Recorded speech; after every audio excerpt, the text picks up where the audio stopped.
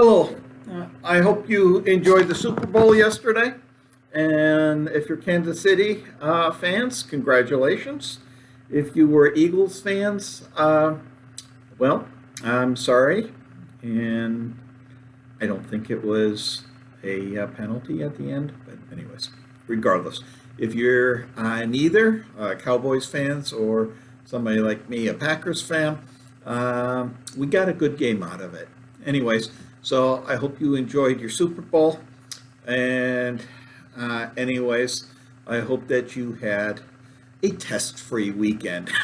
I didn't necessarily plan it that way, but on Friday, my computer was acting up as if we had a virus, and I did not want to send any files or anything to you guys until iTech gave me a clean bill of health. And, they looked at my computer and I'm good to go. So now we are going to start Module C. Okay. In Module C, what we are going to be introducing is a concept called producer surplus and consumer surplus. All right. So to think about this, think about the last thing you purchased. You had a purchase price of something, right? Now, what did you value it at?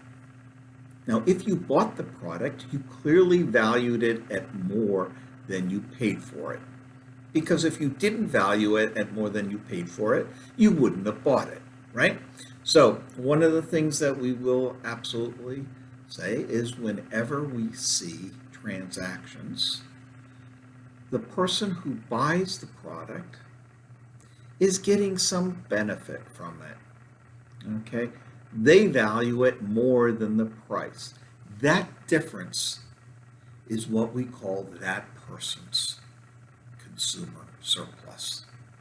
Now, if we add the consumer surplus for all of the products that have been sold, and if we're selling gummy bears, all of the products, okay, then we have what is the total consumer surplus, right? Now, this is a concept that is used both in microeconomics and in macroeconomics. In microeconomics, we can talk about the demand curve that an individual or an individual household has. For me, gummy bears. So if I draw on the board here, I hope you guys can see this. Supply. I'm really more interested in demand. If this is my demand for gummy bears, and this is basically $1,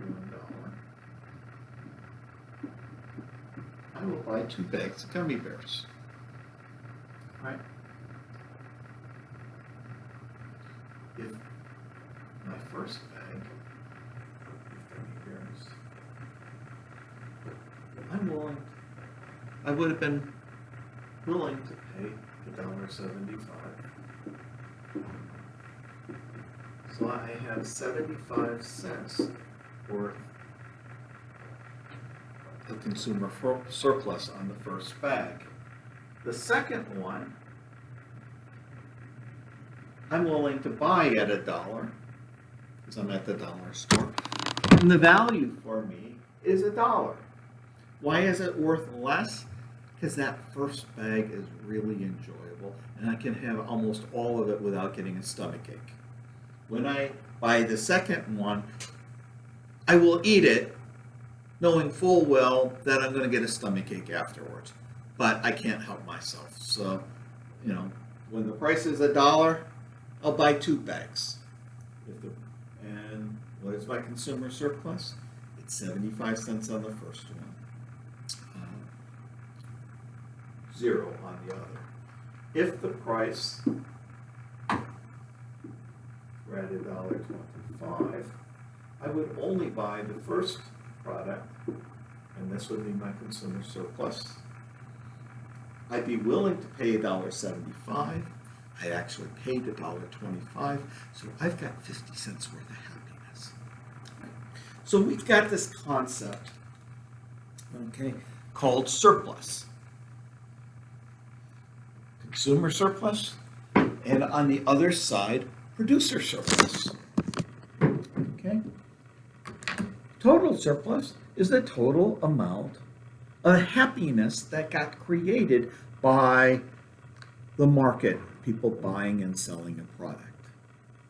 Right? Okay. Anyways, that's what we're going to cover. This is what we're going to cover in chapter 7. And then we are going to start talking about things like taxation again. And this time we're thinking of, okay, what are the impacts on the total amount of happiness, the total amount of consumer surplus, and the total amount of producer surplus. Lastly, in chapter 8, was it chapter 9, we start introducing the idea of international trade. Well, if we open up our borders and we allow ourselves to trade with the rest of the world, where our typical supply and demand curve intersect in the U.S. is somewhat irrelevant to the actual price. Why? Because if the market price in the world is lower, if it is lower than the equilibrium price, that's fine. People will continue to buy the product, and we will just import the things at the world price. The world price becomes the local price if we allow for international trade, assuming we are a relatively small country and we don't dominate the world. But if the world price is like $80, and the equilibrium in the U.S. is $90, well, we're going to be at $80, and the people will be able to consume at the $80 price point, which is more than American suppliers would supply at $80. We're not at our equilibrium, okay? But what happens? That difference is imports. Now, in this chapter, consumers love the fact that they can buy things cheaper. They can buy things cheaper from Japan, from China, from Vietnam, India, from all those other places. And if they can buy things cheaper, what happens to their surplus? It goes up, right? So what happens to the producer surplus? Well, it actually probably has gone down. Why? Because they used to be able to sell at a higher price point, and now they have to sell it at a lower price point. So the amount of area, between the price that they sell it at and the supply curve shrinks. So these are the types of things that we will be looking at during this section. One thing I want you to think about a little bit, and that I will put some discussion questions on, is a little bit more of a long-term product planning type of a scenario. If you start thinking through the implications of the demand curve, and that there are some folks out there that are willing to pay more than others, how can you develop a marketing plan over a longer period of time to maybe take advantage of that? Because ideally what I'd love to do is for those people who really, really, really, really want my product, I'd like to sell it to them at that higher price. And for those that they don't really know, yeah, maybe I'll sell it to them at the price, okay? Now, that's assuming that we control the prices, which means we are not in a competitive environment. But later on, we will be talking about how a monopolist or an oligopolist looks at the world. And we can start talking and thinking through, well, how do I take advantage of that? And one one thing that I will point out is sometimes, and we'll have this in the discussion, sometimes a book publisher will sell the hard copy book at a relatively high price, and then 3 or 4 months later come up with a paperback edition, which is more in the $2, $2.50, $3 range instead of the $15, $20 range for the hardbound book, right? So if we think about that and we think of it in terms of looking at the long-term demand curve and saying, oh, well, how can we segregate those people who really, really, really, really, really, really want the product from those that would just pay for it if it's less than $4 or something like that? You know, how do I get the surplus from those that really are interested in buying it for $40?